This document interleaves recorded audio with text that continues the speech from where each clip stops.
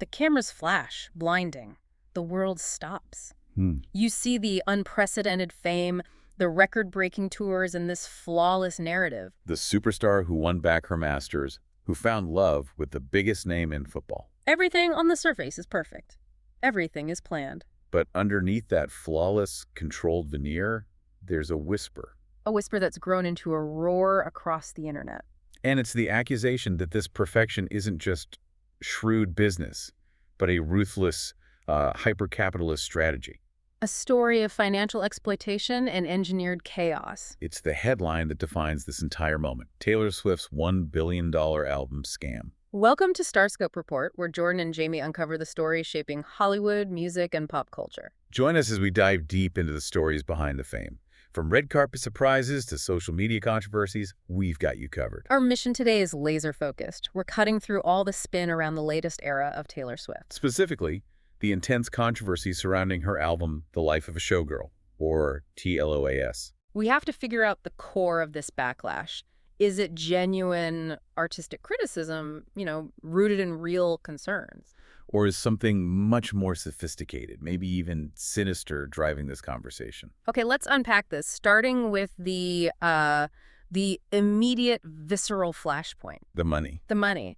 Because when a critique of cold, hard capitalism gets applied to a global pop icon who has so successfully positioned herself as the underdog. Oh yeah, the volume goes up to 11. And that's exactly what defined the initial rollout of TLOS. It was just sheer, undeniable commercial aggression. Critics called it the capitalist conundrum because of this unprecedented use of album variants. The numbers are, frankly, staggering. They just highlight this whole idea of exploiting fan loyalty. So get this. The sources we looked at detail that on opening week alone, she released 13 different versions of the album. 13. And that's not even the whole story. No, because when you factor in every single format, the different colored vinyls, the cassette tapes, the unique CDs, some reports push that number as high as 34. 34 different products, all competing for chart placement from one album. It's wild. What's so fascinating here isn't just the quantity, but the mechanism behind it all. Right, because these aren't just cosmetic changes.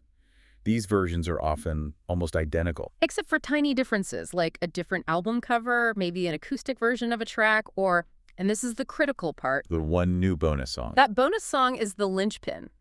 Because that one track is almost never available on streaming services like Spotify or Apple Music. So you can't just listen to it. Exactly. It forces completionists, collectors, and the most diehard fans to buy multiple physical copies of essentially the same album. Often at full price, just to hear every single sound she created. This just raises a huge question about competitive fairness in the music industry. The collective count of all these separate purchases, the different vinyls, the signed CDs, they all boost her chart performance dramatically. So how is any competing artist who releases their album once, maybe twice, supposed to compete fairly? You can't. The rules of the game are being manipulated by sheer volume of product. It just warps the entire metric of success. But wait, isn't it just basic capitalism to maximize profit? That's the argument, right? Are critics just targeting her because she's a successful woman?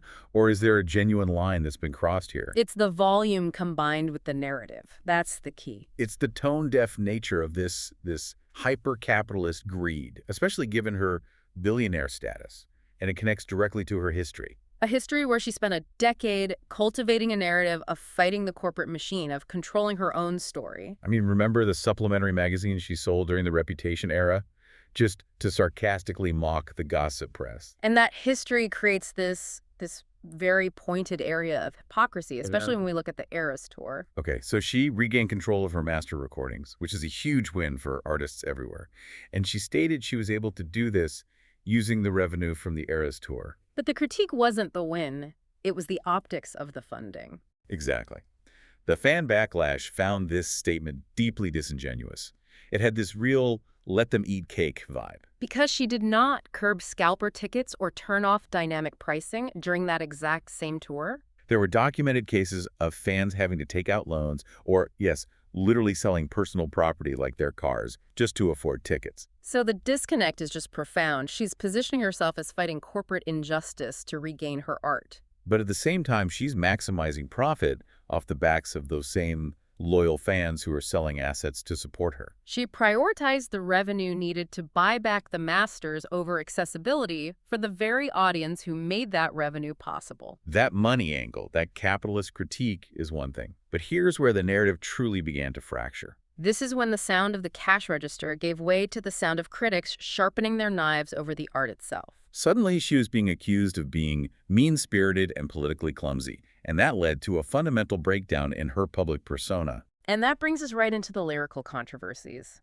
The central issue here, according to fan analysis, is what's been dubbed the contextual trap. Which means her music no longer exists without context. Exactly. It's judged not just by its melody or poetry, but by how it relates to external events, perceived feuds, or her constantly shifting public brand. What some sources are calling kayfabe. For listeners who might not be familiar with that term, kayfabe, it's borrowed from professional wrestling. It means the maintained, fictionalized persona. In her case, it's the image of the universally relatable, perpetually wounded yet triumphant victim hero. And when she slips up, that persona breaks. And it began to fray very quickly, especially with the alleged Mean Girl diss tracks. Let's look at the controversy around the song Actually Romantic. The setup was so trivial. A smaller artist, Charlie XCX, allegedly called Swift a boring Barbie in private. And instead of letting a private minor slight just disappear, Swift released Actually Romantic, which is widely seen as a highly sarcastic diss track in retaliation. And what really rubbed people the wrong way was how insidious it all felt. It felt like punching down. Totally. Here you have the biggest star on the planet dedicating creative energy to retaliate against a trivial remark made by a peer. A remark most people wouldn't have even known about until she immortalized it in a song. And the lyrics themselves claim the slight didn't bother her. But the song's mere existence screams the exact opposite. It looks like a completely unnecessary, high-profile overreaction. And the comparison became unavoidable. Charlie XCX had previously released a song, Sympathy is a Knife, which was seen as a reflection on her own insecurities about Swift's success. It was self-reflection. Right, and Swift's response just looked incredibly petty by contrast. Then you have the tone-deaf pivot that dragged politics right into her love life. The song Wish List. We need to remember the background here. Last year, she publicly endorsed a major political figure, and she signed off an Instagram post as Childless Cat Lady. Which was a direct, powerful retort to political comments suggesting childless women had no stake in the country's future. That was a huge moment of feminist solidarity with her childless single fan base. It was a narrative masterstroke. But now fast forward to her engagement in the TLOAS album. In the song Wish List, Swift contrasts her newfound desire for children with Travis Kelce with people who have, and this is a direct quote, 3 dogs that they call their kids. The shock factor is just immense because the implication is immediate. She used the childless cat lady insult as a rallying cry, but now that her personal life has changed. She appears to be turning around and using that same kind of insult against her single childless fans, the very people she previously defended. It just created this overwhelming perception that she caters purely to the current zeitgeist or, whatever benefits her narrative at that exact moment. It felt condescending. And that line felt so targeted and entirely unnecessary to express her own genuine desire for motherhood. And beyond the personal feuds, the lyrical quality itself drew fire. Some tracks, like Fate of Ophelia, missed the mark badly. Literary critics pointed out that her interpretation of Ophelia from Hamlet, treating her like a princess who needs saving by a man, is wildly inaccurate and, frankly, misogynistic. It just fundamentally misunderstands the source material and Ophelia's tragic lack of self-agency. And why does that even matter? It matters because Swift's historical strength has always been her lyrical precision and her attention to detail. So this kind of glaring misstep, combined with other cringy lyrical moments in tracks like Wood, amplified a concern. The concern was that the relentless output required by her omnipresence model was exhausting her artistic depth, and the quality of the writing was starting to suffer. But if you thought the backlash was simply organic fan fatigue reacting to greedy marketing and bad lyrics, you would be missing the biggest, most shocking twist in this entire story. And now we move into the reality of narrative warfare. We have to introduce the data that completely shifts how we view this whole TLOAS controversy. Research from the GUDA report, which is a major independent research firm specializing in digital integrity, found that a huge portion of the negative critique was not organic. It was manufactured by bad actors. This is critical analysis, and it changes everything. The data reveals that during the peak of the controversy, on October 13th and 14th, up to 40% of all negative posts against her were generated by inauthentic accounts, Bots. bots, and sock puppets, and the content they were pushing. Conspiracy theories. Wild, inflammatory accusations accounted for 73.9% of the total conversation volume. So let that sink in. 3 out of every 4 people talking about this album were talking about an engineered lie. This was a sophisticated, organized campaign. It wasn't designed to review the music.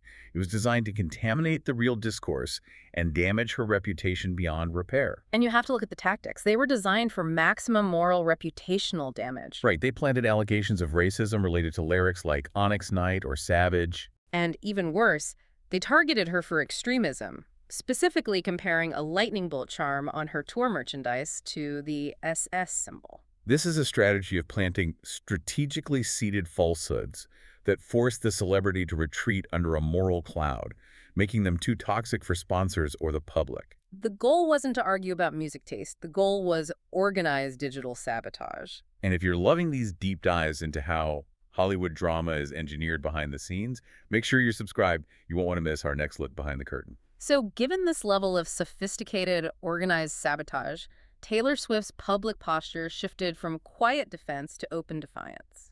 She leveraged her platform, notably her huge appearance on The Late Show with Stephen Colbert in December 2025, to directly address the critics demanding she retreat due to overexposure. She articulated the specific and often gendered demand she hears. Critics say, give someone else a turn. Can't you just go away so we can talk about how good you were? This reflects that old historical celebrity scarcity model, right? A star has to disappear to maintain demand. Her response was a direct declaration of war against that expectation. Her four-word phrase that immediately made headlines. I don't want to, We call this the strategy of sustained defiance. By explicitly prioritizing longevity and rejecting that scarcity model, she ensures she has the cultural volume necessary to counter these organized digital sabotage campaigns. So her continued output isn't just about making money anymore. No, it's positioned as a fight for artistic autonomy and necessary self-defense against a sophisticated attack. She is, in essence, overwhelming the noise through sheer, relentless strategic presence. And she's linking her success, her continued omnipresence, to concrete victories, getting engaged, buying back her masters, as validation for her strategy. But this does raise an interesting trade-off analytically. Because this relentless pace compromised the art. Are we seeing the quality dip because she's prioritizing cultural volume, the need to always be present to fight the bots over creative incubation? That's the long-term risk of the omnipresence model. So what does this entire saga mean for you? The controversy around the so-called scam isn't just about the price tag. No, it's the convergence of every major modern celebrity crisis. Yeah. You have the capitalist exploitation with the album variants. The perceived lyrical hypocrisy with songs like Wish List. And the new dark reality of sophisticated manufactured digital attacks from bot armies. Swift is strategically rejecting the idea that a global figure should just voluntarily retreat. She is choosing this omnipresence model, using relentless visibility not just for marketing, but as a critical means of narrative control against both genuine fan fatigue and engineered sabotage. Which brings us to our final provocative thought for you to chew on. In an industry fighting over streaming numbers, digital ownership, and manufactured drama, is the omnipresence model. This refusal to ever slow down or step away, the only viable strategy left for a superstar seeking true long-term control over her art and her legacy. And what is the cost of never resting? You've been listening to StarScope Report, where Jordan and Jamie uncover the stories shaping Hollywood, music, and pop culture. Thanks for tuning in, and don't forget to subscribe for more stories that keep the stars shining.